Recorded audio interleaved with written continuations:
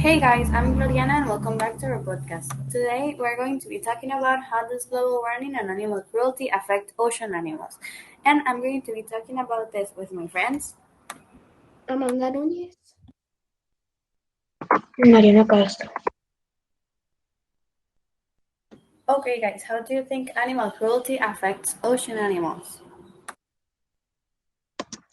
It really affects the animals because from the trash we leave in the ocean, animals think that it's food, so they start to eating it, but they die because of the trash. And also when they hunt, for example, sharks and dolphins, they cut part of their body to eat it, and that's very unfair for me. Yes, my opinion is the same as Mariana. I think it's very sad that sometimes animals eat the trash thinking that they are food and then they die only because a lot of humans throw a lot of plastic to the ocean. Do animals help global warming? I think yes, because if you don't know, the mammals have interaction that will increase with the amount of carbon that is stored in soil and in the trees. And this carbon, it really helped to slow down the climate change. And just for me to say, for example, animals can react to climate three ways, and they can move or adapt or die. Many animals are moving to higher elevations and latitude to escape warming temperatures, but climate change may be happening too quickly for most species to outrun it. In addition, some impacts of rising temperatures can be outrun.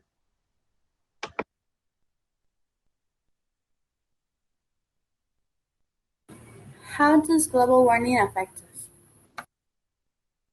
Okay, so the global warming effect is because the changing of temperatures it really affect our healthy, affect the food that we eat, affect the water that we drink, and the air we breathe, and it really affect a lot of things, and we can get sick like most normally.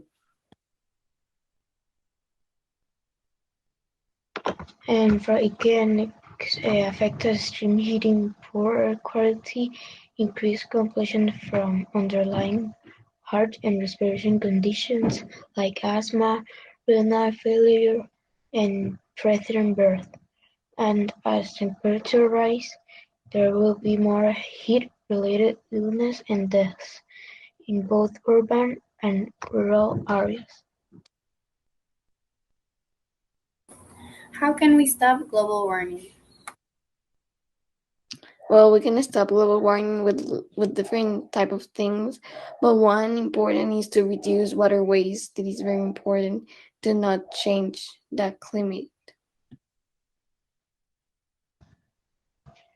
And we can stop, like for example, don't put that much of trash.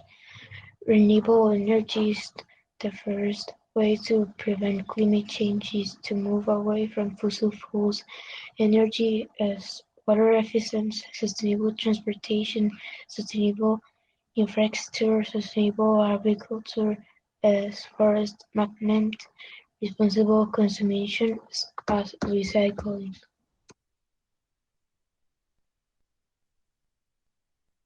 Some other things we can do to reduce global warming are plant a tree, add insulation to your walls, and attic, buy a more better car, buy local goods and other products.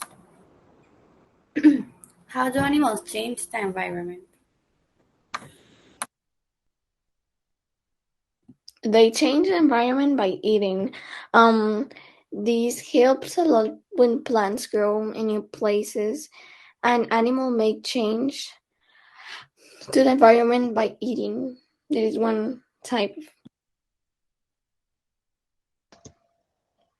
And this how animals has the same set amount they eat. This helps plants grow in new places and change the environment.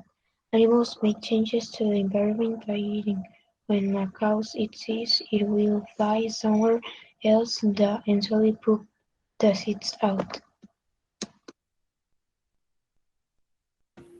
Okay, how do animals harm the environment?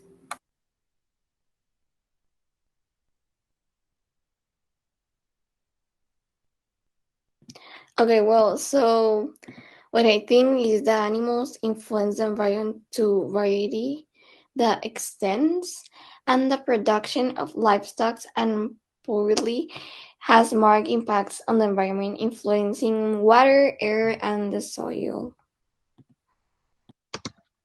Um, for example, livestock farming has an environmental footprint. It contributes to land and water degradation, biodiversity loss, acid rain, coral reef generation, and deforestation. Now, however, it is impact more apparent in climate change. Livestock farming contributes 8% of human-produced greenhouse gas emissions worldwide.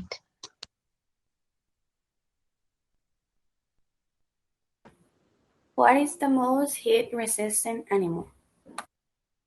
The most heat-resistant animal is there are five different species of an ant that is the most heat tolerant because it's an ant and there are these five different types. Just the same of Amanda. Um, that helps all that. That's the most heat. That's all.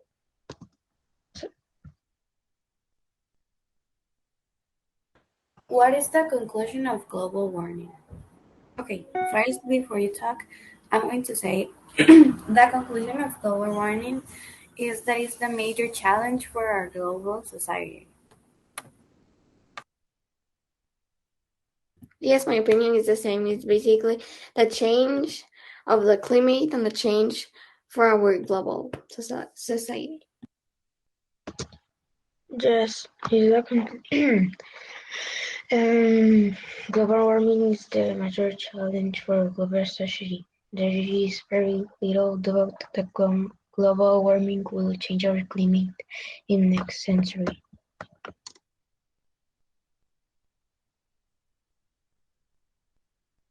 And the last one, when did global warming start?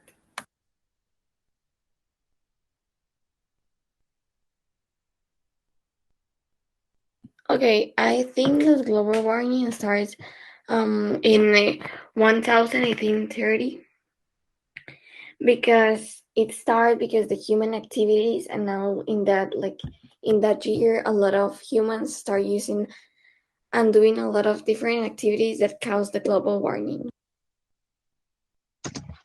Just the same as Amanda, these are like very past years because the push in nature has found that in some parts of the world industrial revolution kickstarted global warming as early as the 830s. Okay, and I think that is all for today's podcast. Hope you enjoy and hope to see you in the next one. Bye. Bye. Bye.